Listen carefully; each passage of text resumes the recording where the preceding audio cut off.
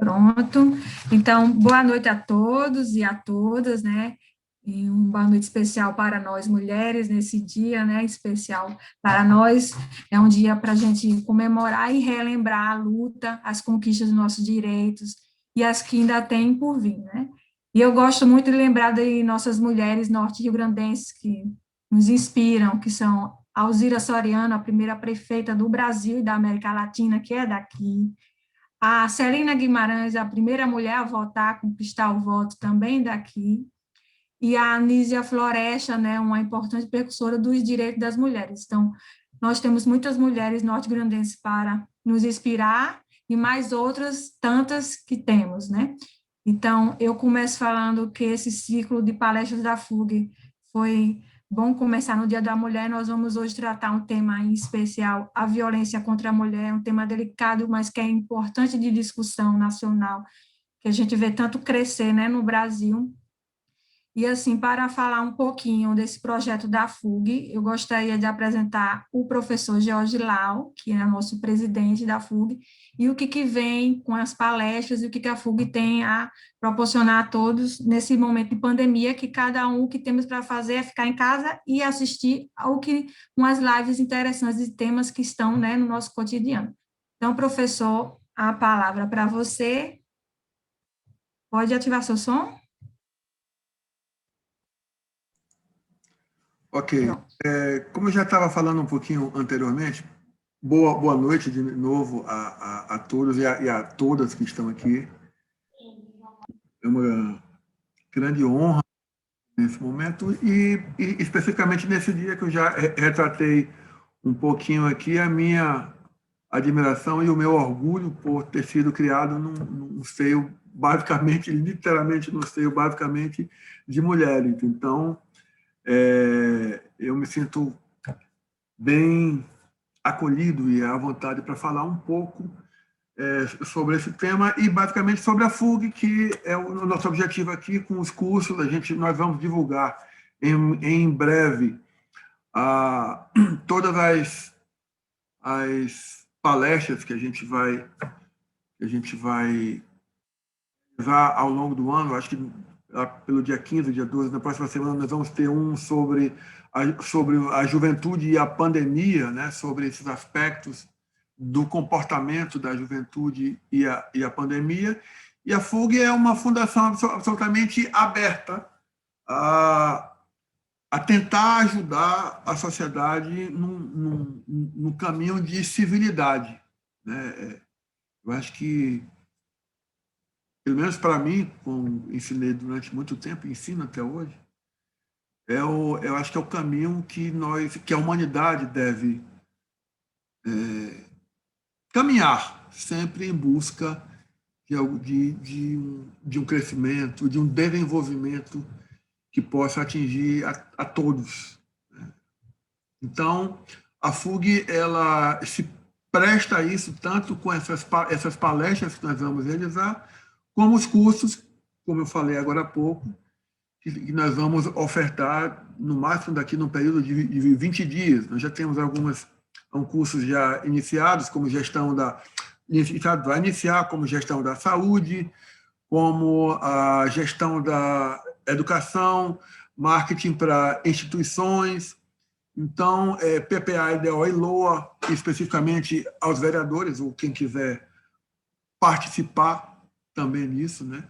E, obviamente, que todos esses cursos de forma gratuita, né? E disponível a todos com um material que vai ser feito de forma digital, certo?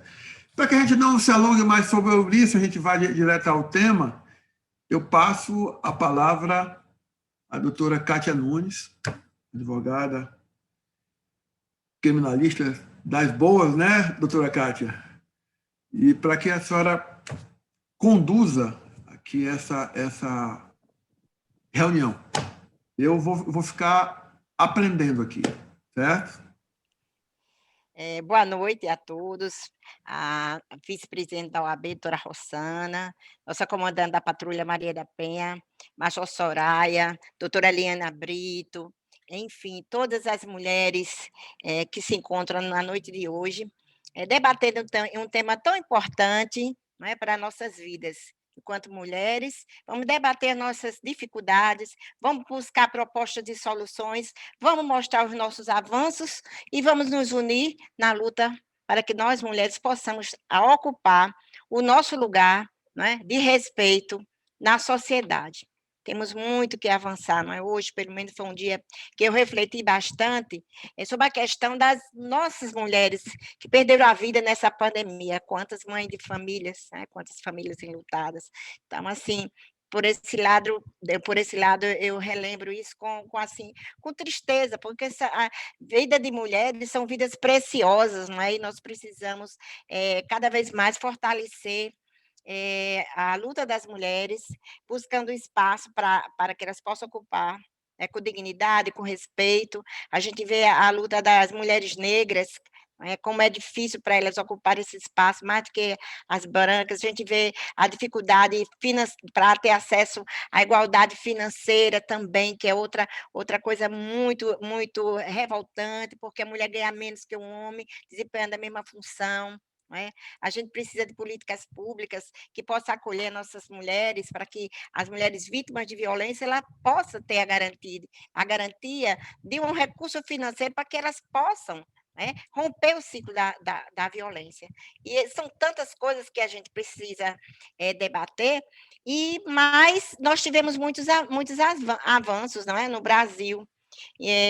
A nível mundial, a gente vê que ainda fora do país também tem dificuldades, né? Mas nosso Brasil ainda enfrenta um problema muito sério, que é a questão do machismo, né? O machismo é que realmente é o grande problema para que as mulheres possam avançar na sua luta e ocupar o espaço.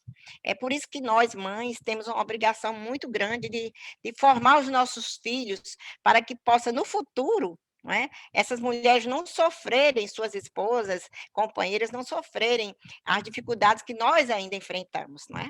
Eu, enquanto advogada criminalista, enfrentei também dificuldade no início, porque, por exemplo, o sonho do meu pai é que eu fosse homem, eu seria a sucessora, a Saicátia, totalmente diferente do que ele imaginava, né? Mas que trilhei os mesmos caminhos que ele, não é? Que foi os caminhos do direito, a minha maneira, buscando o meu espaço, fazendo aquilo que eu acredito, fazendo com amor realmente, porque a gente só tem sucesso na vida e realização pessoal, que é mais importante, nos sentimos felizes com o que fazemos, quando a gente realmente busca o caminho que a gente quer seguir. Então, o nosso lugar, aquela frase, lugar de mulher é onde ela quiser, é mesmo, é onde a gente quiser chegar, né? É onde nosso sonho nos levar. Então, eu sou mulher que sonho, tenho sonhos, tenho muita fé, e tenho muito orgulho de ter vocês como amigas e parceiras. Né? A importância é da nossa vice-presidente da OAB, doutora Rossana, que está fazendo um trabalho maravilhoso pelas mulheres lá, sempre na luta. Rossana, com aquela abertura que ela tem, né, de receber a todos, de acolher, de ouvir e buscar propostas conciliatórias, de buscar mediação. Rossana tem esse perfil muito bom de construir uma sociedade de paz. Eu gosto muito do perfil da Rossana. A senhora, comandante, uma mulher de luta, né? Major Soraya, conheço o seu trabalho como ninguém. Tenho o privilégio, né, de gozar, né, da confiança da Polícia Militar, dos oficiais das praças, e sei quanto a senhora está empenhada para que a Patrulha Maria da Penha realmente vá à frente. E a gente precisa, urgentemente, levar para todo o Estado. A gente precisa interiorizar a Patrulha Maria da Penha. A gente precisa dar condições nas delegacias para que tenha, mesmo que não tenha uma delegacia da mulher, na distrital tem um espaço para acolhimento às mulheres vítimas de violência. A gente precisa levar essa proposta para a Polícia Civil, para que a Polícia Civil possa implementar nas delegacias 2, 3 agentes que possam fazer um pequeno núcleo, mas já é uma semente, né? Eu penso assim, que a gente tem que plantar para colher no futuro. Começamos um embrião, mas no futuro ele se transforma numa coisa grandiosa. Então, assim, temos tanto a fazer, né, nesse Rio Grande do Norte, né? Quantas mulheres a gente vê aí dependendo do marido e sendo vítimas principalmente do feminicídio, não é? Que nesse tempo de pandemia alcançou um índice alarmante no Estado. E isso que nos preocupa, porque a gente precisa, de todas as formas, combater o feminicídio. A mulher não pode morrer somente porque o homem, de uma forma egoísta, né? De uma forma egoísta, ele quer tirar a sua vida, quer tirar o bem mais precioso, quer deixar as crianças desamparadas, seus filhos desamparados, famílias desassistidas. Então, a gente precisa mudar essa sociedade. E a gente só vai mudar se a gente fizer a formação. A liberdade da mulher está na mente. E isso eu aprendi com Nirvana, que hoje vai falar aqui um pouco. Aprendi com Nirvana isso. Na hora que a mulher ela se conscientiza do potencial que ela tem, ela não para mais. Então, assim, são tantas coisas que a gente tem que falar, mas eu vou inicialmente, professor George, iniciar com a doutora Eliane, porque a doutora Eliane vai falar um pouco sobre a questão da violência contra a mulher, certo? E a gente vai seguindo essa cadeia. E Nirvana, se estiver na sala, ela se apresente, porque eu não a vi ainda, que é a nossa palestrante também sobre a questão da violência. Nirvana se encontra?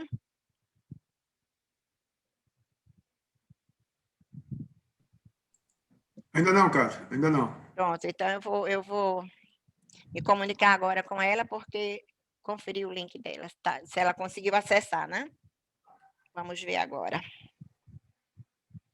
Enquanto isso, Lau, a doutora Eliane pode começar a palestra dela, eu vou fazendo contato aqui.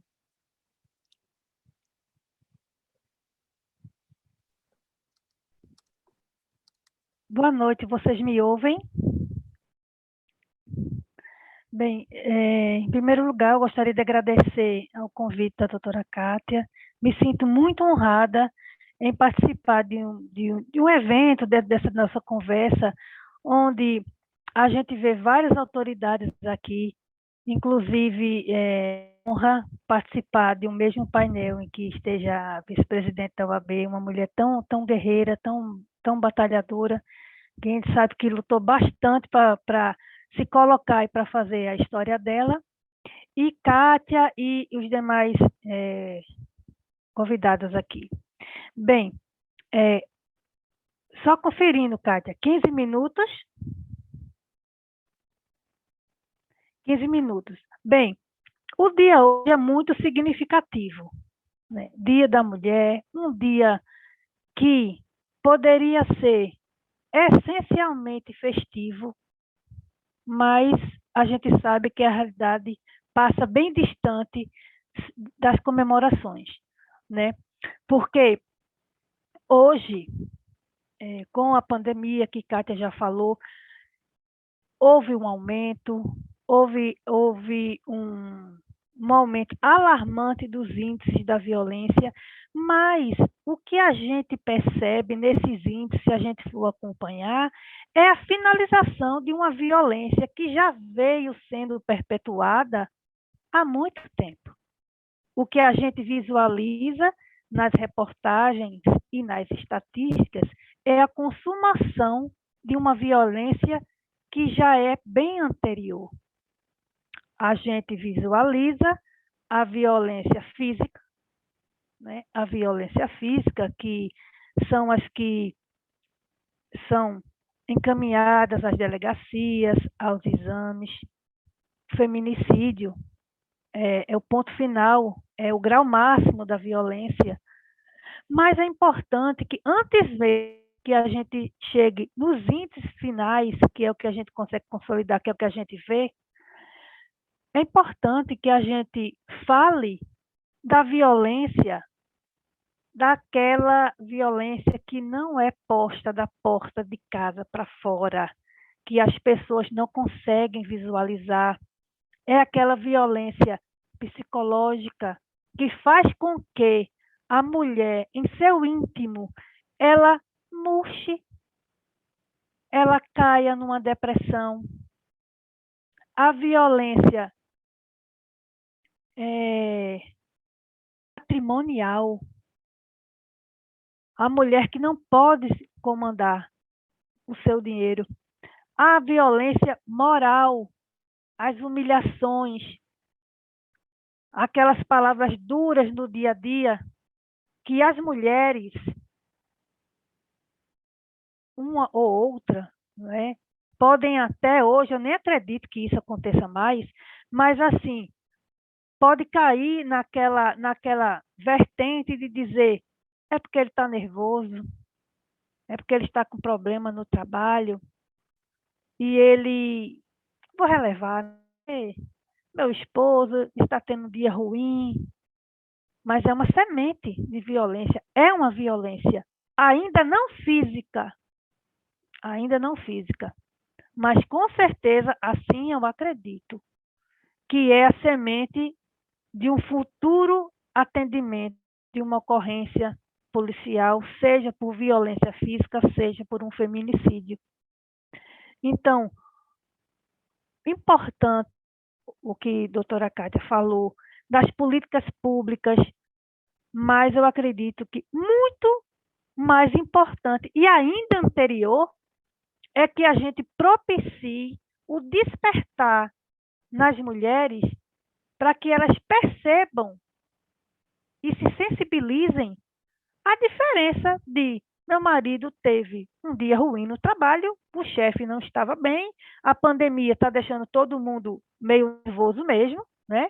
Meio nervoso, porque é difícil, né? A gente não tem experiência de pandemia. A última pandemia foi há 100 anos atrás, ninguém aqui tem 100 anos para contar como é que foi, né? Então, a gente não tem experiência disso. A gente vai aprendendo à medida que as coisas vão acontecendo, que a vacina vai aparecer, variantes vão acontecendo e a gente está aprendendo todo mundo junto, né? Então, mesmo assim, isso não pode ser usado como desculpa, porque a pandemia não é só aquele marido agressor abusivo que está participando. Por coincidência, ela está, a vizinha está, o menino está também, que está tendo aula online dentro de casa, né? A mulher está sobrecarregada dentro de casa, com o filho tendo aula, às vezes tolhida de trabalhar, porque, de repente, ela é uma das mulheres que precisou ser demitida, porque o empresário não está conseguindo mais se sustentar, então ela está demitida, com o filho tendo aula online, e o resto da tarde correndo atrás do cachorro, que não para de latir, deixa a mulher mais nervosa ainda, e o marido chega do trabalho sobre a desculpa, que teve um dia ruim, vamos agredir, vamos depreciar. E aí, meus amigos, a gente essa situação, eu acredito que vai sendo uma gradação daquela observação maldosa, que humilha, que fere a mulher em seu íntimo. Seu íntimo. Ela desculpa, ela perdoa, e aí o agressor dá mais um passo, dá outro passo, e ela se vê rendida na situação. Ela se vê rendida, porque ela está sem trabalhar, tem um filho pequeno, ficou refém de duas situações, da situação financeira, às vezes, e acredita, às vezes não, muitas das vezes, pensa no bem-estar do filho, como é que eu vou fazer? Isso quando ela percebe que está sofrendo agressão, né? Uma mulher assim, que já pensa mais adiante, ela vai dizer, eu estou sofrendo uma agressão, mas eu estou um menino, como é que eu vou fazer para viver? Então, é melhor eu relevar. E aí é quando ela começa a escrever o seu atestado de óbito. A mulher, sem condição de reação, ela começa a escrever silenciosamente, letra a letra, dia a dia. E aí nós vemos os índices alarmantes como estão. Então, meus amigos, eu acredito que há necessidade de promover campanhas educativas, campanhas de esclarecimento, porque o mau humor é diferente de um abuso e de uma agressão. É diferente. Mas quando a gente está na situação, o pensamento às vezes não fica tão claro. para dissociar uma coisa da outra. E aí entra a parte educativa. A gente precisa ensinar, precisa despertar, auxiliar aquela mulher a abrir os olhos, fazer com que ela saia, tire o véu dos olhos, que tem, a gente sabe que tem muitas mulheres, por questões emocionais, financeiras, elas se permitem manter um véu nos olhos. E, lamentavelmente, às vezes, quando o véu vai cair, é com uma tapa, é um murro, quebra um dente, quebra um nariz, e daí, para uma ocorrência de feminicídio, o espaço é pequeno e, às vezes, o poder público nem consegue chegar, porque não vai dar tempo. Então, meus amigos, a minha fala é curta, mas eu gostaria de deixar aqui registrado que, antes mesmo que a gente possa investir em políticas públicas, a gente precisa investir no sensibilizar, porque nós, mulheres, nós somos sensíveis a tudo que querem nos ensinar. Nós podemos compreender até o que não está escrito, se não tiver emoção no meio, porque quando é uma violência doméstica, tem toda aquela convivência familiar, que há tendência de relevar, e é quando a gente releva é que o perigo se instala. E a gente precisa ajudar as mulheres nesta situação a sensibilizar, a identificar e a despertar nela a coragem, para que ela não seja mais um número numa estatística tão vergonhosa. Então, eu gostaria hoje de parabenizar e fazer um momento apenas festivo, mas por respeito a todas as mulheres que sofreram e sofrem esse tipo de agressão num ambiente que deveria ser de pura paz e de resguardo. Eu quero dizer que a gente precisa trabalhar as mulheres, arregaçar as mangas e capacitar para que elas possam se defender. A defesa não precisa ser uma defesa com violência física. A defesa precisa ser, antes de tudo, emocional e psicológica, para que ela não deixe chegar na questão física. É isso. É a minha palavra de hoje, que a gente precisa sensibilizar as mulheres para identificar um mau humor e um maltrato. Muito obrigada.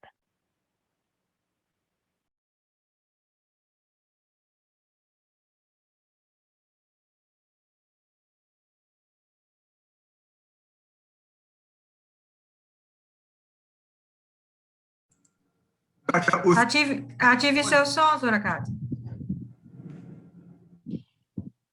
Doutora Eliane, muito obrigada pela essa oportunidade de aprender, né? de ver a prática, né, do dia a dia das mulheres, o que é que nós passamos, a gente está divulgando para todas as mulheres, e a sua experiência de vida, né, sua experiência de vida lhe faz uma guerreira. Né? A gente sabe que você está dizendo isso, que vem do seu coração e da sua experiência. Então, muito obrigada, doutora Eliane, por enriquecer esse nosso espaço. Agora, Fernanda, tem pessoas querendo entrar na sala? Eu que agradeço. Muito obrigada, Cátia. Muito obrigada. Nirvana está tentando entrar, uma das palestrantes, não está conseguindo. Não, ela não está aparecendo aqui. Eu vou mandar de novo para ela o link. Em seguida, nós passamos a palavra agora à doutora Rossana, para que a gente possa, não é, aprender com sua experiência, doutora Rossana, com a sua luz, a brilhantar o nosso evento aqui. Nossa vice-presidente da Ordem dos Advogados do Brasil e do Rio Grande do Norte, doutora Rossana. Obrigada, Kátia. Quero agradecer a você, quero agradecer ao presidente da Fundação, Ulisses Guimarães, dizer que eu estou muito honrada com esse convite, viu? Doutora Kátia Nunes, ela fala assim, ela é uma pessoa que pratica a sororidade, ela fala assim da gente, mas, no entanto, ela é uma pessoa que nos inspira muito, né? Eliane, quero parabenizar você pela sua palestra, você hoje está uma danada, hein? Muito bem. Eu estava aqui ouvindo as falas de vocês, né, e falando sobre violência, sobre pandemia, sobre o momento que nós estamos vivendo, que de fato é um momento muito triste. Hoje mesmo nós, advogadas e advogados, perdemos 2 colegas importantes, vítimas do Covid.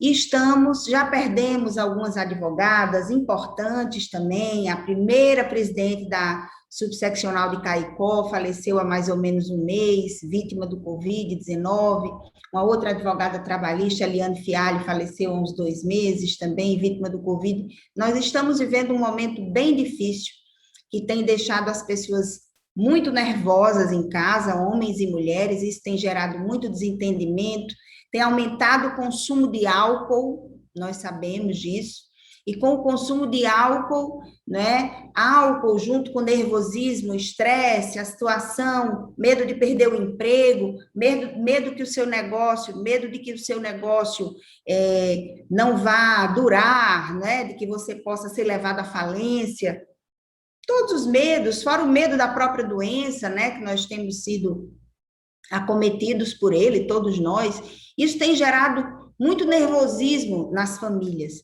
E aí as famílias, aquelas famílias que eram habituadas e acostumadas, o homem passava o dia no trabalho, fora de casa, às vezes a mulher trabalhava ali ou meio expediente ou o dia todo também, as crianças iam para a escola, de uma hora para outra ficou todo mundo no mesmo ambiente, sem poder sair de casa, todo mundo preso ali, dentro de casa, e isso passou a gerar muito desentendimento.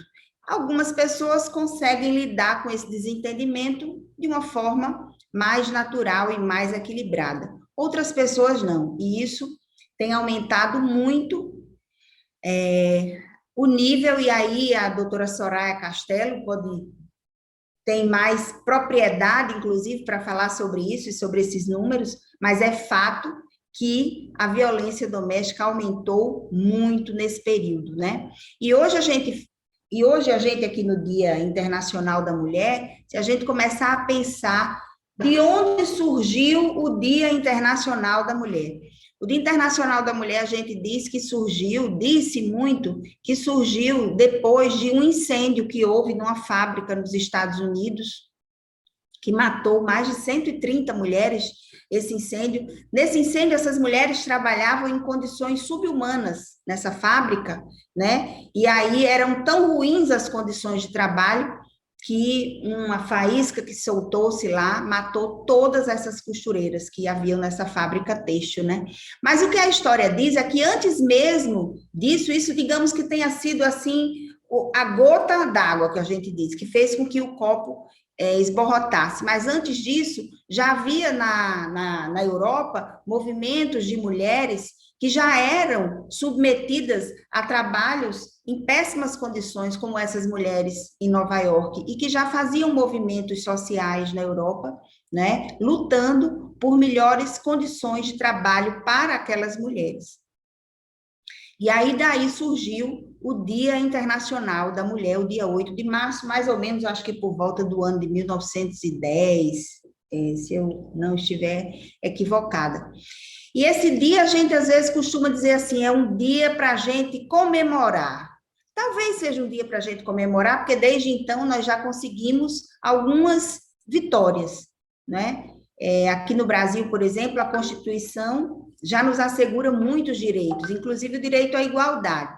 Mas aí eu fico me perguntando se esses direitos que nos foram assegurados, seja pela Constituição, seja pela própria lei, né? A lei assegura às mulheres muitos direitos, eu pergunto se hoje na nossa vida real esses direitos de fato existem, se de fato nós gozamos desses direitos, especialmente a mulher de baixa renda, né? Aquela mulher que precisa, que tem toda uma jornada de trabalho fora e quando chega em casa não tem ninguém para lhe ajudar e é ela quem vai para a cozinha fazer o almoço, fazer o jantar, e às vezes o marido que saiu do trabalho foi beber com os amigos, chega bêbado, ela já está cansada, né, de ter trabalhado fora, de chegar em casa, ter que trabalhar em casa também, ela ainda vai ter que lidar com aquele marido bêbado e agressivo, às vezes agredindo a esposa e agredindo as crianças. E essa violência, ela vem de muito longe. Coincidentemente, esses dias, há dias eu recebi um livro, presente do meu marido, viu, gente? É o livro que eu estou lendo agora, chama-se Sobreviventes e Guerreiras. Esse livro conta a história de mulheres, a mulher no Brasil, de 1500 a 2000. Faz um esforço histórico. E a autora chama-se Mary DePriori. E aí tem uma passagem aqui em que ela diz que uma escritora chamada Magali Angel, num clássico, ela se utilizou de uma pesquisa que ela fez de vários jornais, dentre eles O País, o Jornal do Comércio, viu, Eliane, lá da sua terra, Pernambuco, e A Noite. Então, ela fez um levantamento de 275 crimes ocorridos entre os anos de 1890 a 1930. Quase 280 crimes. E aí ela diz que desses 70 crimes foram de homicídio, os outros 98 vítimas de tentativa de homicídio com ferimentos graves, 10 vítimas com ferimentos leves, 103 não tiveram tantos danos físicos, porém sofreram violência verbal e quase que chegaram às vias de fato. Mas o mais importante dessa pesquisa que ela faz é que desses quase 280 crimes, 89%, ou seja, arredondando aqui, 89, alguma coisa, 90% desses crimes foram cometidos por homens contra mulheres. E aí eu fiquei olhando e lendo isso e pensando qual será a diferença desses números, dessa escritora nessa época, para os números que nós temos hoje. Será que hoje os crimes cometidos contra mulheres, será que também continuam sendo cometidos por homens? Talvez a doutora Soraya possa nos dizer, mas o que nós vemos é que os crimes continuam sendo cometidos por homens contra mulheres. E aí a gente fica pensando de onde vem a causa dessa cultura machista, de tanta violência com as mulheres. E a gente vê que isso é uma coisa cultural. É uma coisa cultural a ponto de fazer com que, mesmo com tantas campanhas que são feitas há muito tempo já, né, em favor das mulheres, contra a violência, essa violência continua ainda. E os homens, às vezes, em casa, eles dizem, fazem, acontecem, e dizem, agora vai chamar a Patrulha Maria da Penha? Pode chamar. Quando a patrulha chega, ele se treme todinho, mas ele diz, chame. Pode chamar a Patrulha Maria da Penha. E aí a gente sabe, como eu já vi, por exemplo, eles são tão machistas que às vezes eles chegam na delegacia e a mulher, coitada, que foi ali violentada por aquele marido, tem pena dele, quando na delegacia ele resiste à prisão, como eu já vi casos como esse, resistindo à prisão, é preciso ser contido de forma violenta para ser levado às grades, e a mulher se acaba em choro ali, morrendo de pena do marido, que a violentou em casa. Não é assim, doutora Soraya? A história é essa.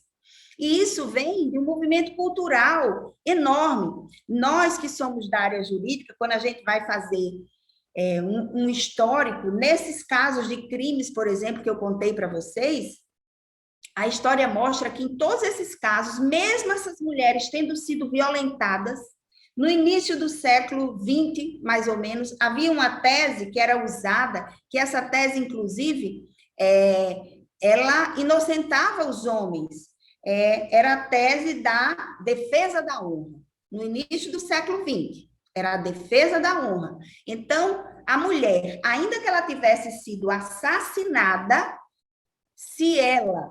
ou ela tivesse sido agredida, bastavam que os advogados levassem ali como defesa o fato de que aquela mulher não era uma mulher honesta, os homens eram absolvidos daqueles crimes que eles haviam cometido. E muitas vezes sequer eram levados a julgamento, porque já no inquérito ali, eles já eram absolvidos.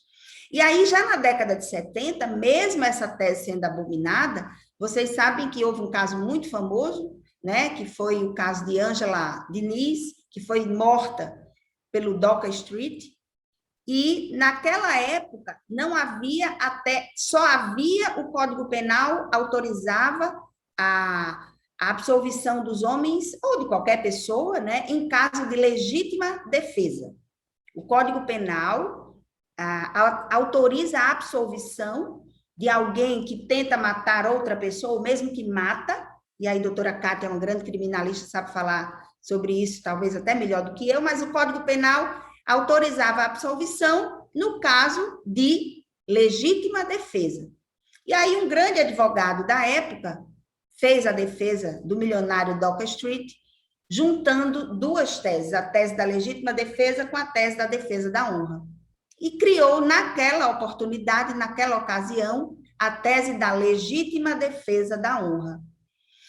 E naquele julgamento, o advogado simplesmente dissecou a conduta de Ângela Diniz, que havia sido morta violentamente por aquele homem, o Docker Street, e mesmo assim ele conseguiu, fazendo uma imagem daquela mulher, que era uma mulher impura, era uma mulher vadia, era uma mulher com todos esses adjetivos, né, machistas.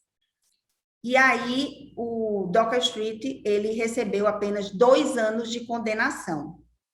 Essa sentença, esse julgamento foi anulado e novamente ele foi levado a julgamento. E a tese dele, ele dizia que matou por amor. E eu não sei se vocês lembram, talvez as mais jovens não conheçam, mas naquela época as mulheres feministas se juntaram e criaram a campanha Quem Ama Não Mata. Eu até me arrepio falando isso, né? Porque quem ama não mata, é óbvio. E aí foi um movimento belíssimo, e por conta desse movimento, esse senhor foi levado a novo julgamento e foi condenado dessa vez a 15 anos de prisão. Ainda era pouco pela tirania cometida por ele, mas ao menos ele não foi condenado apenas a 2 anos de prisão. Então, o que eu quero dizer aqui a vocês é que essa história de violência é uma história que vem de muitos anos. Felizmente, agora, recentemente, eu acho que há 2 semanas ou menos, o STF, através do julgamento monocrático, ou seja, do julgamento de um só ministro, do ministro Toffoli, essa tese foi finalmente água abaixo, né? E o ministro Toffoli deu uma decisão dizendo que as defesas que forem apresentadas no processo com essa tese de defesa da honra serão desconsideradas. Não significa que a defesa vai ser retirada dos autos, mas que ela não vai ser considerada porque ela não existe no mundo jurídico, não existe no Código Penal a legítima defesa da honra. O que existe é a legítima defesa, que tem condições e casos específicos ali que o Código Penal prevê. Então, senhoras e senhores, eu estou vendo que temos homens e mulheres aqui na palestra de hoje. É preciso que, diante dessa questão cultural que nós enfrentamos, é preciso que os governos estimulem, aqui eu parabenizo a Fundação Ulisses Guimarães pela iniciativa de promover esse debate, porque nós precisamos ficar repetindo essa questão da violência, porque se nós não continuarmos repetindo isso, nós não vamos desarticular essa questão cultural tão forte que existe no Brasil hoje, que é a cultura da violência contra a mulher. E muitas vezes, ainda hoje, as mulheres, elas são culpadas, acabam sendo culpadas pelos crimes em que elas foram vítimas. Inclusive, lá na OAB, nós criamos agora recentemente uma campanha chamada Advocacia contra o Feminicídio. E aí, Coronel Soraya, estou lhe chamando certo, Coronel? Eu não entendo nada de patente. Eu sei que a senhora é uma super patente aí da polícia, mas eu sou completamente...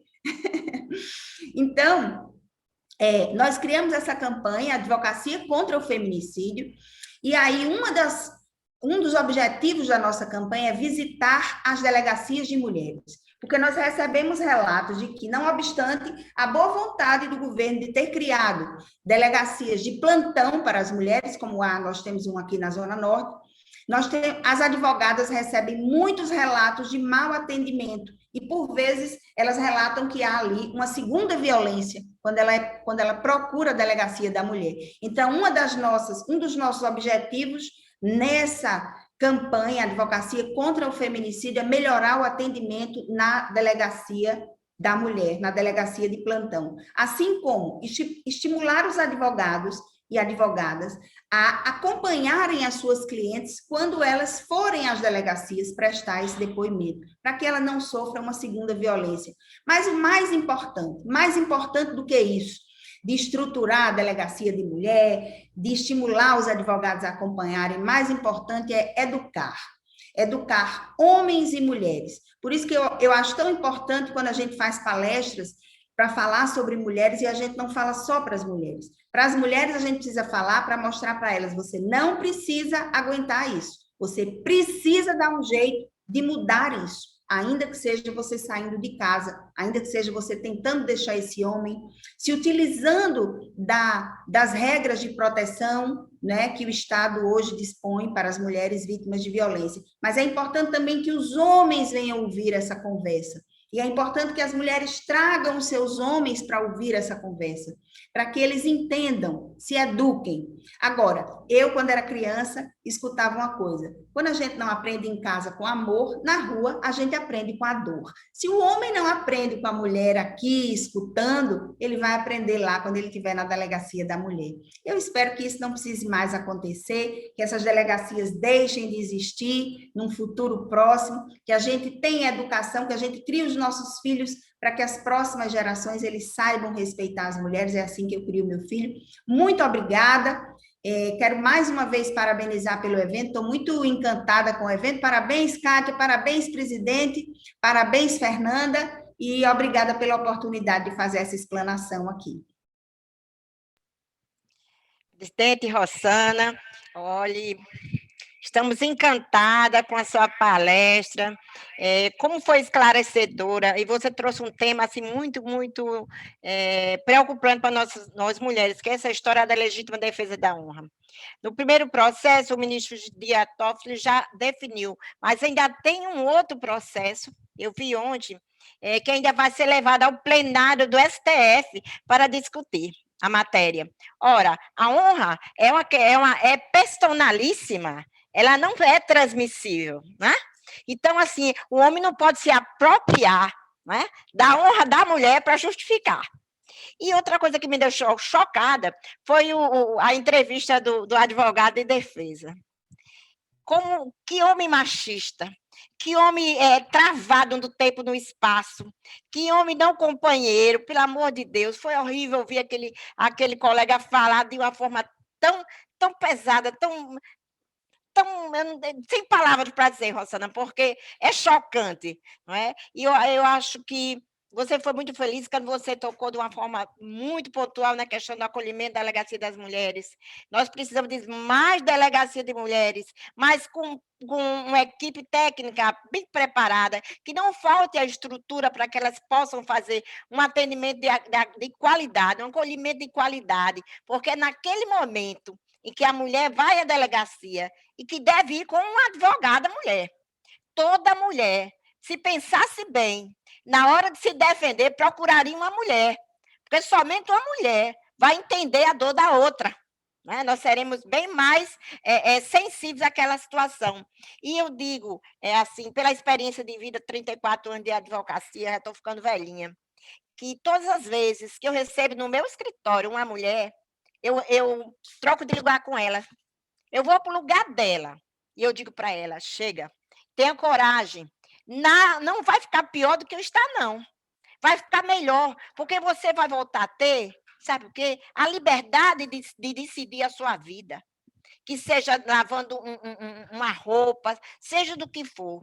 É por isso que eu digo que na hora que a mulher tiver um emprego, se ela for qualificada para o mercado de trabalho, se ela tiver uma condição de se manter a seus filhos, eu não tenho dúvida que ela virará essa triste página e a história será outra em suas vidas. Então, assim, Rossana, você nos trouxe assim, um conhecimento mega, a sua sensibilidade, a sua clareza, trazendo para a realidade do dia a dia das mulheres, isso é muito importante. Por isso que eu digo, é muito bom quando as mulheres se encontram para falar dos seus problemas, porque somente uma mulher vai saber a necessidade de outra. E aí, neste momento... Kátia, me permita aqui... Pois não, presidente. Em cima do que a doutora Rosana disse, Rossana, né? Rossana. Doutora, eu trabalho em campanhas não só aqui, mas na verdade, basicamente mais fora do que Mato Grosso, Rio, enfim. E quem trabalha em campanha, ele trabalha muito com número. E às vezes o número ele é muito frio para que você explicite ele. Eu acho que isso também valeria para a Major Soraya. Existem números explicativos da situação da mulher no Estado? Existe sim. Assim, quantas Índice. pessoas que vão à delegacia, quantas as mulheres vão, existem? Esses números, eles estão aí para que a gente possa fazer uma campanha, alguma coisa nesse... Olha, eu antes de vir para essa palestra, eu não me preocupei em trazer esses números, porque como a Major viria, eu imaginei que talvez ela tivesse mais acesso a esses números e tivesse eles de forma mais atualizada, né? O que eu sei é que, e aí a Major pode dizer melhor do que eu, é que embora tenha havido uma diminuição histórica, não é isso, Major? Uma diminuição histórica. Recentemente, na pandemia, esses números aumentaram. Eu não saberia lhe dizer quanto, em que proporção, né? Mas a violência ainda existe, não na mesma proporção de antes, ou ainda, o que se sabe também é que nem sempre os casos de violência são levados à delegacia, especialmente nos casos de classe média e classe alta, que a gente tem conhecimento de que a violência existe e é grande, muitas vezes, mas essas mulheres ainda não têm a coragem de procurar a delegacia da mulher. É uma tristeza, mas é verdade. É verdade. Interessante essa informação. Esses números, eles, assim, não são registrados, porque eles, assim, como se diz assim, a maioria não é levada à delegacia. A gente sabe que aumentou, tem notícia que aumentaram esses números, mas eles não são registrados, porque não são levados à delegacia. Agora, as mulheres que são acompanhadas pela patrulha, esses casos não tiveram reincidência agora durante a pandemia. Mas, sim, tiveram novos casos, mas que a gente não tem esses números exatos, porque não são registrados. E, assim, muitos também não são levados para a medida protetiva, né? Que nem todo caso de violência tem a medida protetiva, e nem todos os casos que têm medida protetiva, eles têm o acompanhamento da patrulha. Então, esses casos, assim, a gente não tem esses números. Major, é uma deficiência de pessoal? Não, assim, que o sistema ainda, a rede ainda não funciona para disponibilizar esses dados. A gente não tem essa rede ainda efetivada, né? Tem, assim, vários núcleos que trabalham, pronto, a Delegacia da Mulher, a Patrulha Maria da Penha, tem a Patrulha Maria da Penha do município, tem o Tribunal de Justiça, que repassa as medidas protetivas, mas o CIOSP, né, que é onde são registradas, assim, a entrada, né, da denúncia vai para a Polícia Militar, tem os casos de chamado de violência, mas não tem registrado os casos que são levados à delegacia, que dá continuidade ao processo. Como estavam falando aí, assim, muitos casos, quando a polícia chega, a mulher cai aos prantos e quer só conselho para o marido, ela não quer levar o caso para a delegacia, não quer levar adiante. Por isso que não tem esses números definidos, é muito complicado. Tem a questão, eu acho que também do sigilo, né, das informações. Esses dias, né, numa visita que eu fiz a uma delegada, já para levar essa notícia, né, de que nós queremos e vamos fiscalizar as delegacias de plantão, ela falou, às vezes, do problema que tem com os advogados, né? Porque como o advogado ele tem a prerrogativa, o advogado ele fala em nome de alguém. Então, a Constituição diz que a pessoa tem direito à defesa. Então, em razão disso, o advogado tem direito aos autos do processo. E, às vezes, ele é o advogado do agressor. E aí, enquanto eu fui reclamar para ela da questão da delegacia, ela me reclamou de alguns advogados. A gente ficou lá trocando as nossas reclamações, né? E aí, ela dizendo o seguinte, que às vezes o advogado quer a informação e a Constituição até determina que se dê, mas é um problema, porque às vezes o agressor vai ver onde a mulher está, porque ali está o endereço da mulher, então são questões delicadas e que ainda precisam ser E resolvidas. sigilosas. Isso. É por isso da necessidade da gente fortalecer as redes de acolhimento, inclusive nas casas de acolhimento das mulheres vítimas de violência. A gente precisa fortalecer esses núcleos, porque a mulher também não sai de casa sem os filhos. Esse é um outro tópico. Ela não vai deixar os filhos dela, né? Mulher como a galinha, bota os pintinhos debaixo do braço e para onde vai leva os filhos. É por isso que eu gosto muito da questão das aldeias. O que é que a senhora acha, Major? Como são essas aldeias? Eu vi um trabalho em São Paulo que era tipo uma fazenda. Então, uma casa onde acolhia a mulher e acolhia os filhos também. E eles trabalhavam uma ali. casa de abrigo mais abrangente. Mais abrangente. Né? Que ela trazia os filhos dela. Isso eu achei muito interessante, porque ela fica muito mais tranquila, não é? Ela não vai ficar tranquila sabendo que os filhos ficaram em casa na mão de terceiros. Então, ali, ela trabalha. Ela começa a ser preparada para ser inserida no mercado de trabalho e, assim, ela vai romper o ciclo. Para viver em liberdade, né? Para viver eu acho interessante. Seria interessante, Major, se a senhora pudesse falar agora para a gente do seu trabalho na Patrulha Maria da Penha, não é? E que nós podemos, com certeza, contribuir muito para fortalecer esse brilhante trabalho da Polícia Militar do Estado do Rio Grande do Norte. Sabe que eu sou sua fã. Obrigada, Kátia. Olha só, então, falar um pouquinho da patrulha, um pouquinho de machismo dentro da polícia também, né? Porque, assim, quando eu fui fazer o curso da patrulha, em 2018, lá em Brasília, um sargento de lá disse: Major, a senhora vai ter muita dificuldade. A gente já tem aqui em Brasília, a senhora vai ter mais lá. Aí eu disse: por que a diferença? Ele disse: porque lá é o Nordeste. E eu sou do Ceará. Eu como policial, eu tive uma resistência à chegada da patrulha, esse trabalho da patrulha. Então, em Brasília, isso que foi difícil, mas não foi tão difícil como no Nordeste. E realmente, o que eu escuto, o que eu vejo com esse trabalho da patrulha agora, aqui no Estado, é todo dia: lá vem Soraya, lá vem ela com essa conversa de patrulha, quer pintar a viatura de lilás, né? Porque, assim, aquele trabalho que é específico para a mulher é tido como um trabalho qualquer, um trabalho besta, um trabalho simples.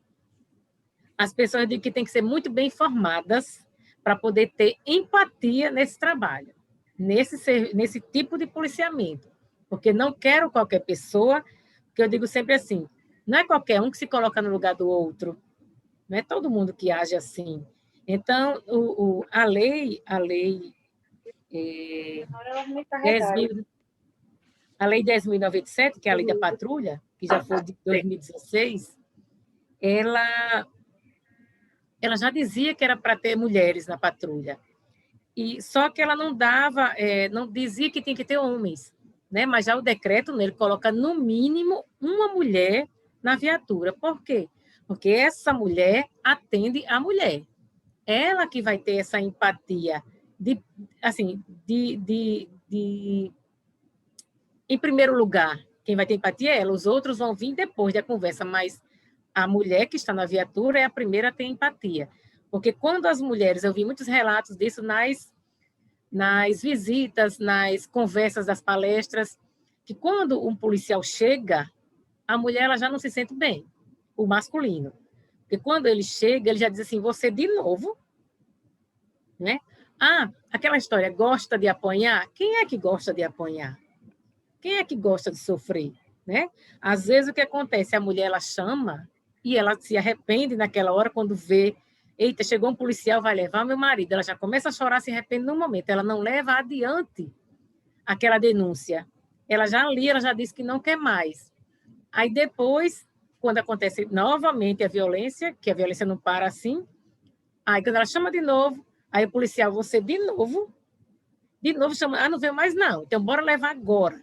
Então é uma pressão, fim dela levando, mas depois na delegacia ela desiste. Se ela não desiste ali, ela desiste depois, na delegacia. Para ela levar isso adiante, ela tem que ser acompanhada. ela tem que ser empoderada, ela tem que ser encorajada, ela tem que ser trabalhada, porque não é fácil para a mulher sair daquela situação e não é fácil ela tirar os filhos daquela, por mais que tenha violência, ela está com os filhos ali em segurança.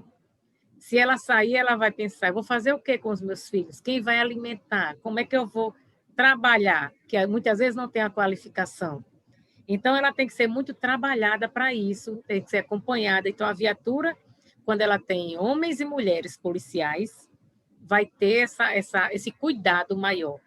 Eu vejo isso na patrulha, as policiais dizendo, Major, como é bom a gente conversar com uma mulher e ela dizer, que bom que você chegou, querida. Né? Ela dizer isso para a patrulha, ela se sente bem, se sente segura com a patrulha. Nós, há pouco tempo, mês passado, início de fevereiro, nós distribuímos cestas básicas. Vieram, através da Secretaria da Mulher, vieram da Secretaria Nacional da Mulher. Não, Conselho Nacional da Mulher. E assim, foi uma satisfação entregar, porque você saber que a mulher estava necessitando daquela ajuda, porque o companheiro não dá apoio nenhum, não dá nenhum alimento para os filhos, e ela receber aquela cesta básica. Teve mulheres que não precisavam tanto, doaram para outra mulher que precisava mais. Então, teve mulher que receberam duas cestas básicas. E isso foi assim, para a gente, foi demais conseguir ajudar essas mulheres, né? Foram poucas, foram 28 que receberam essas cestas básicas. Nós estamos acompanhando agora 40 mulheres, 40 vítimas de violência doméstica, e nem todas precisam, umas têm as condições melhores, mas grande parte dessas 40 tem uma situação de dar dó, deplorável mesmo. Tem umas que voltaram para o relacionamento, e a gente diz assim, não, tem que ter mais cuidado ainda com essas famílias, com essas mulheres, que elas têm filhos e voltaram devido àquela situação de não ter acolhimento, muitas vezes, da família. Muitas vezes a própria família não acolhe a mulher vítima de violência.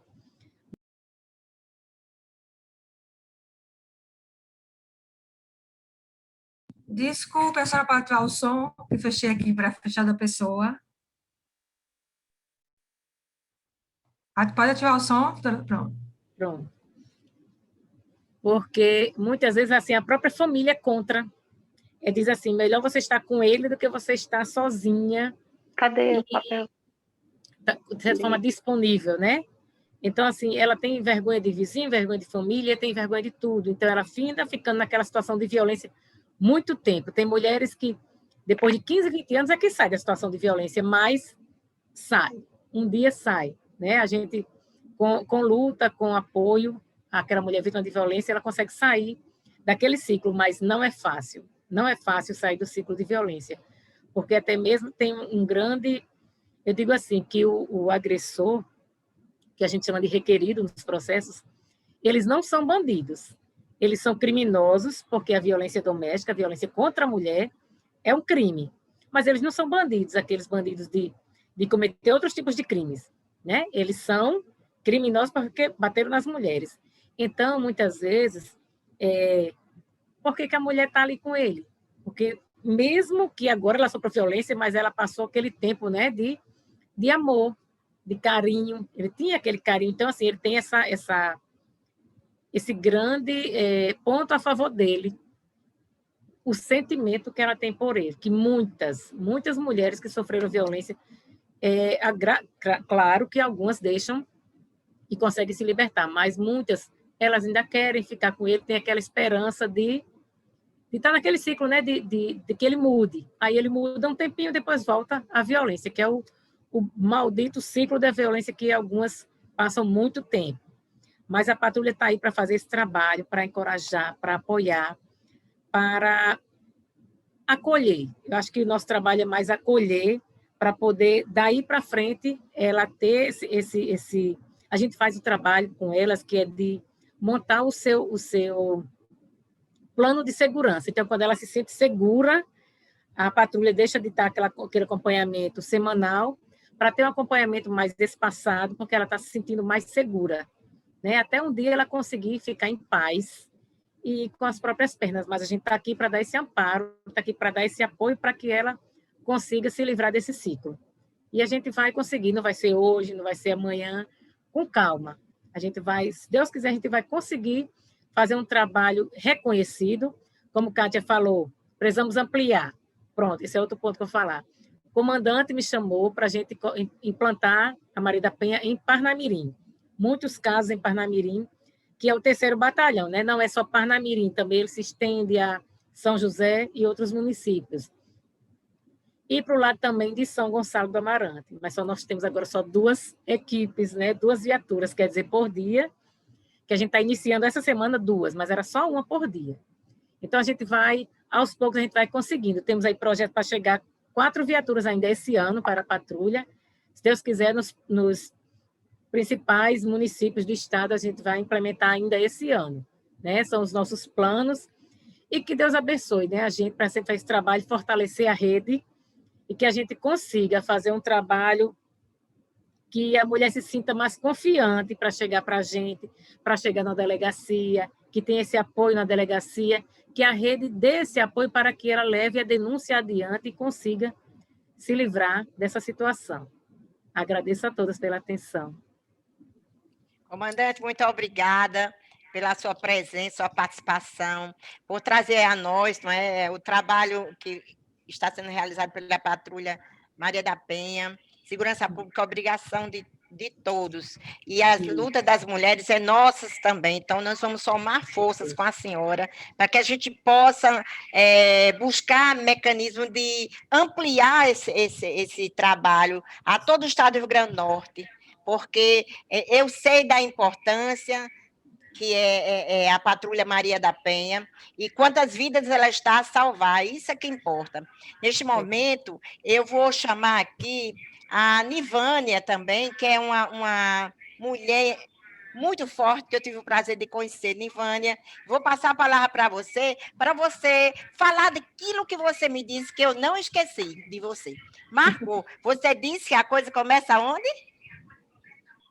Abra seu microfone, Nivânia, e fale para a gente um pouco da sua história de luta.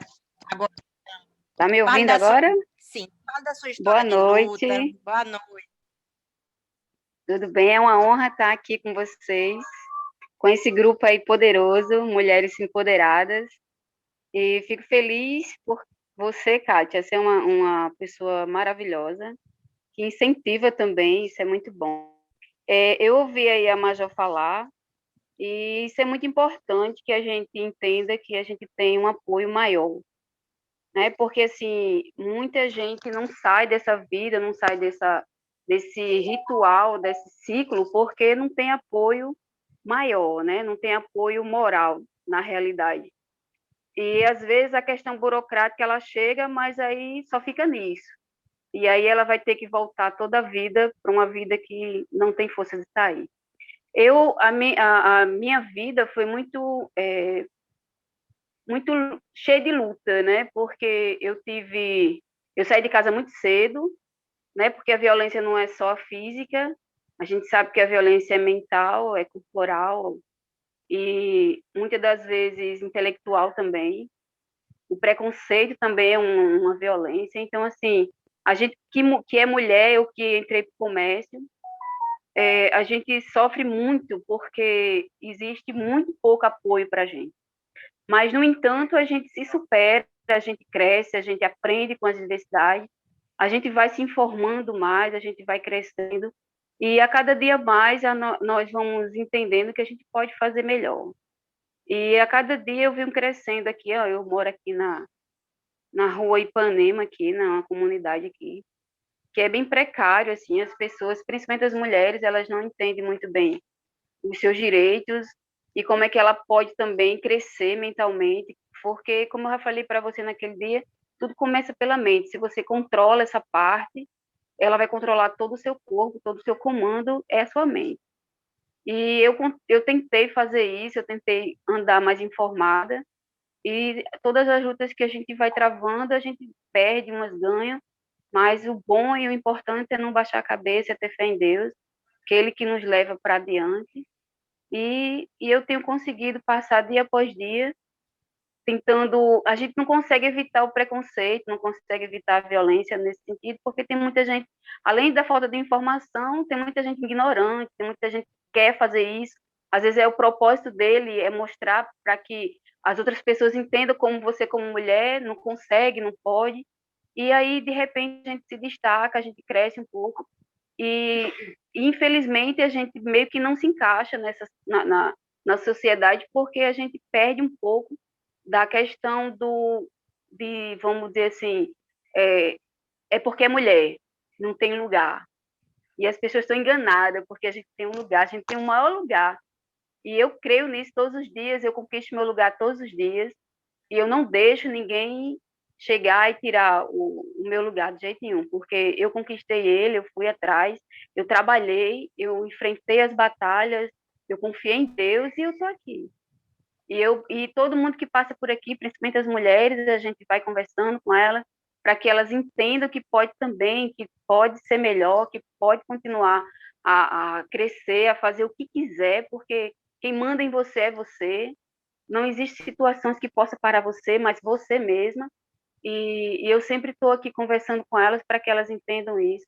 É importante esse acompanhamento, né, da Major aí, da questão do patrulhamento, porque assim elas ficam com medo de sair dos seus parceiros, elas ficam com medo de sair dos seus trabalhos também, que você sabe que também tem muita violência moral também nos trabalhos, por causa da questão do falta de acompanhamento, da falta do conhecimento até onde elas podem ir, né?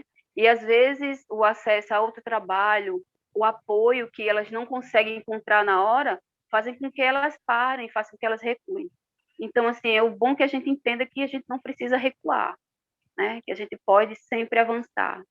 Nivânia, eu gostaria que você pontuasse assim, mas quando você falou na questão da violência, quando você saiu de casa, aquela violência psicológica, aquela violência que não pode não ter sido física, mas pontue mais como foi essa dificuldade, como foi essa sua situação assim. Eu sei que você, no seu comércio, é verdadeiro confessionário. Eu vi, cada um que chegava, você fortalecia. O que foi que lhe fortaleceu? Você disse a mim que, inclusive, que foi aqui que disparou aquela liberdade. Aquele gatilho, né? Fala um pouco desse sofrimento que você passou, essa dificuldade, para que a gente possa compreender esse mecanismo de libertação que você conseguiu. Quando eu saí de casa, eu saí com 13 anos, né? Muito cedo. E eu fui para um relacionamento, né? Com uma pessoa que era bem mais velha do que eu. E nesse relacionamento foi muito frustrante, até pela minha idade, pela falta de conhecimento, pela falta de experiência, estrutura, né? Isso, tinha tudo a desfavor na realidade. E eu sempre pensava que eu podia muito mais. E ninguém tirava isso de mim, até porque, assim, sempre numa história triste tem uma raiz, né? Então, assim, eu tinha uma raiz, a minha mãe, por exemplo, eu via minha mãe sofrendo, tudinho, e eu sempre disse para mim, desde criança, que eu não queria aquela vida. E eu Como tinha era que fazer esse sofrimento? diferente. Como era esse sofrimento? Fala para gente como foi esse sofrimento da sua família, da sua mãe, não é? E o seu sofrimento também. Isso. Né? Ela sofria a questão da violência psicológica, né? Ela nunca sofreu a agressão física porque ela era muito danada. Não viesse, não que ela era meio estranha. Então, assim, mas a psicológica, ela foi muito corroída, ficou muito. Hoje, ela tem 68 anos, assim, parece já ter uns 80, muito sofrida, e eu vi aquilo ali. Meu pai maltratava ela com relação à questão financeira, que ela queria uma coisa e outra, não tinha. Tinha uns filhos e ele vivia no meio do mundo. Quando tinha outras mulheres, esquecia que a gente existia e a gente passava fome. Isso não é literalmente, isso é real, né? E foi muito isso. E eu fui crescendo vendo aquilo ali. E eu até então, eu sei que eu saí de casa com 13 anos, não foi porque eu queria um relacionamento, me casar, essas coisas, até porque eu não tinha nem pensamento nisso, eu queria sair dali, eu queria sair daquele sufoco, eu queria sair daquela situação ali que já não me pertencia. E eu queria fazer algo diferente. Então, quando eu fui para esse relacionamento, eu fui com essa ideia de conseguir, de avançar, de querer. E eu sabia que só eu podia me parar. Eu só não sabia muito bem como começar. Que é justamente aí, essa é a ideia das pessoas quererem fazer, buscar isso e não encontrar como. Né? Então, assim, eu vi muitas barreiras para me chegar onde eu cheguei. Mas, no entanto, eu transformava situações em oportunidade.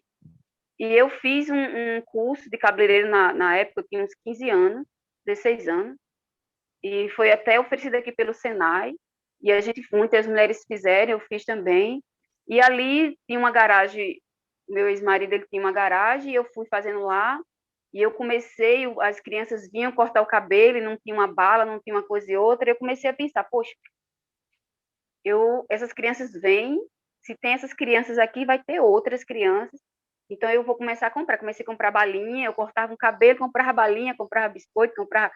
E aí, um mês depois, eu já não estava cortando tanto cabelo, já estava começando a comprar a primeira prateleira, e aí eu comecei a entender que eu podia, e aquilo ali foi um romper da maior barreira que existia na minha vida, que era a questão de eu chegar, como eu chegaria.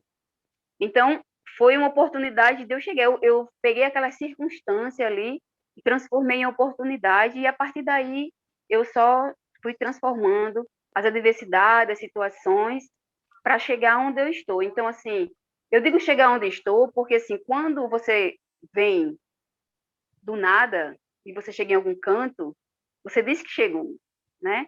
E eu cheguei com pés firmes, eu não cheguei doente mental, eu não cheguei com problema de nada. Hoje eu sou uma mulher sadia, para a honra e glória do Senhor. Deus tem me sustentado, Ele me trouxe de lá para cá, e Ele me sustenta mesmo pelas mãos, e eu creio que Ele me ama. E eu sei que todas as adversidades que eu passei foi para me ensinar. Muitas coisas não são favoráveis na hora ali, mas você tem que entender que você precisa passar por aquilo ali, porque você tem que aprender. Eu acredito até que muitas coisas que acontecem na sua vida, elas repetem porque você não aprendeu ainda. Então, quando você bota essa situação na sua mente, você não é mais uma vítima. Porque quando você se torna uma vítima, você se torna uma vítima de você mesmo. E quando você para de se vitimar para você, para as pessoas, você começa a entender que você pode vencer. Né? E você entende que você pode mais. Então, assim, eu comecei com essas balinhas, tudinho e tal. Com 6 meses depois, eu estava comprando freezer, estava comprando mais prateleira e tal. Então, assim, a questão de vencer, a questão de superar, a questão de romper barreiras, vai depender de você, né? Eu sei que ninguém é igual, e tem muita gente precisando justamente dessa ideia, desse esclarecimento de que ela pode avançar, de que ela consegue, né? Porque, assim, como eu falei anteriormente, a questão da burocracia existe. Você vai lá, uma questão você quer separar do seu marido, quer fazer alguma coisa, não consegue e tal. Você vai lá na delegacia, você faz o boletim, você tem a parte burocrática. Mas e depois? Né? A sua mente já está poluída, a sua mente já está enfraquecida, seu corpo enfraqueceu, você tem filhos, você tem toda uma vida que você não conhece outra. Como é que você avança? Se você, particularmente, mentalmente, você não consegue. Se você já travou aquilo ali, você teve um impulsionamento de ir até lá, mas foi só isso. Aí você passa a ter medo, você passa a ter vergonha, você passa a perder as oportunidades porque você não consegue enxergar. Então, assim, é muita coisa para você atingir a esse ponto, mulher, crescimento mental, que eu digo que é a chave. Você precisa romper essa barreira da oportunidade. As pessoas têm que entender que oportunidade não é dada na sua mão, não. É você que tem que achar, você que tem que transformar. Se você não fizer assim, não vai conseguir nunca. Porque as coisas que são dadas para sua mão, na sua mão, não foram trabalhadas por você, foi pelos outros. E uma hora você vai perder aquilo ali, e aí, depois, você não se encontra mais. Né? Então, assim, é muito importante que você entenda que começa tudo sempre com você. Ô, Nifânia, que lição de vida, como a gente fica feliz em conhecer. Né? Eu já tive o privilégio de lhe conhecer, mas de apresentar você a todas as mulheres que estão participando do nosso encontro e outras que estão assistindo. Você é, assim, uma fonte de inspiração, viu, minha amiga? Deus te abençoe e te proteja. Amém. Muito obrigada. Obrigada, mãe. Obrigada. Professor George, passo a palavra para o senhor.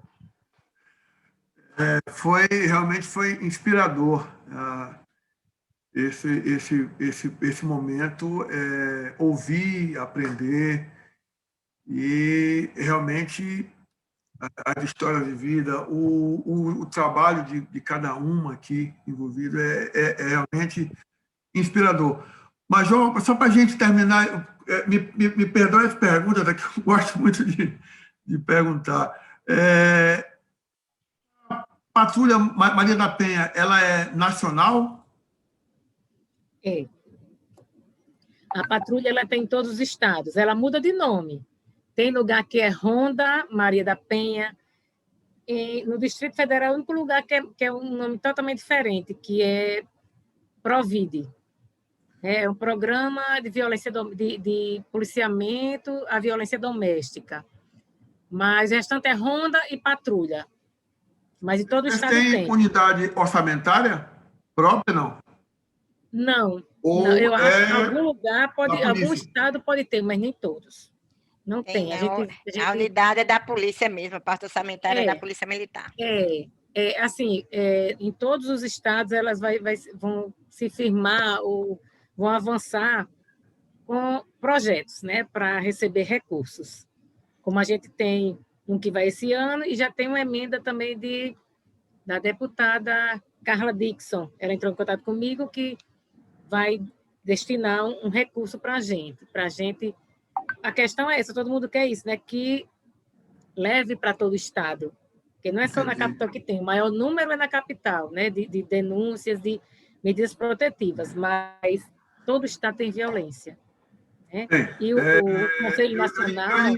Eu lhe perguntei isso porque eu ensinei no CSP durante 5 anos. Eu fui professor aí da... Estou fazendo CSP. Estou com a aula ali online agora. Não existia nenhuma mulher. Eu ensinei 5 anos. Nesse agora tem várias. Eu acho que são umas 15 mulheres ou mais. Que ótimo, estou fazendo. Que bom. Sim, aí o Conselho Nacional da Mulher, a expectativa, né, é que a gente eleve as patrulhas, que ainda estão, como a gente está no início, ao nível das outras. A gente tem patrulhas que são maiores, como Maranhão, Pernambuco, Brasília, Rio Grande do Sul, Bahia. São estados que já têm... Rio de Janeiro tem uma patrulha consolidada em todos os batalhões da polícia. Tem patrulha que está começando. Ainda não é uma companhia, não. É só o quê? Um pilotão? Não, o efetivo que trabalha na patrulha aqui em Natal é da Companhia Feminina. Sim, da Companhia Feminina. 2 equipes da Companhia Feminina. Eu coordeno, eu não estou na companhia, mas eu coordeno a patrulha que trabalha com o efetivo da Companhia Feminina. A tendência é que cada batalhão de polícia tenha pelo menos uma viatura, né? 2 equipes, no caso, para ser uma viatura, 2 equipes, que é dia sim, dia não, em todos os batalhões, que aí a gente consegue abranger muitas medidas protetivas, porque a gente não atende todas as medidas, né? São milhares de medidas protetivas. A gente atende aquelas que são que têm maior risco, né? As tops. A gente atende as tops, as prioridades das prioridades, é que a gente atende. Então, a gente está atendendo agora 40 mulheres vítimas de violência doméstica. Está ótimo. Olha, queria agradecer a todas vocês, a doutora Rosana, a doutora Kátia, a senhora Major, pela Nivânia, né, pelo depoimento. Eu queria agradecer a Eliane, perfeito, perdão, eu esqueci o nome dela, e deixar a FUG à disposição, certo? Para qualquer eventualidade, de repente a gente pode até desenvolver um projeto juntos, né? Eu gosto muito dessa área, tanto é que eu ministrava planejamento estratégico, então eu gosto desse tipo de trabalho de parceria, para que a gente consiga fazer uma sociedade cada vez mais evoluída a todas que participaram aqui. Então, muito obrigado e até um próximo encontro, se Deus nos permitir. Amém. Que Deus nos abençoe e nos proteja. Obrigado. Beijo a todas, amigos, e muito obrigada. Obrigada também pelo encontro. Obrigada. Até mais. Tchau, tchau. Nossa, até mais. Um abraço, até mais. Outro. Tchau, Eliane. Tchau, Rosana. Tchau a todas. Beijos.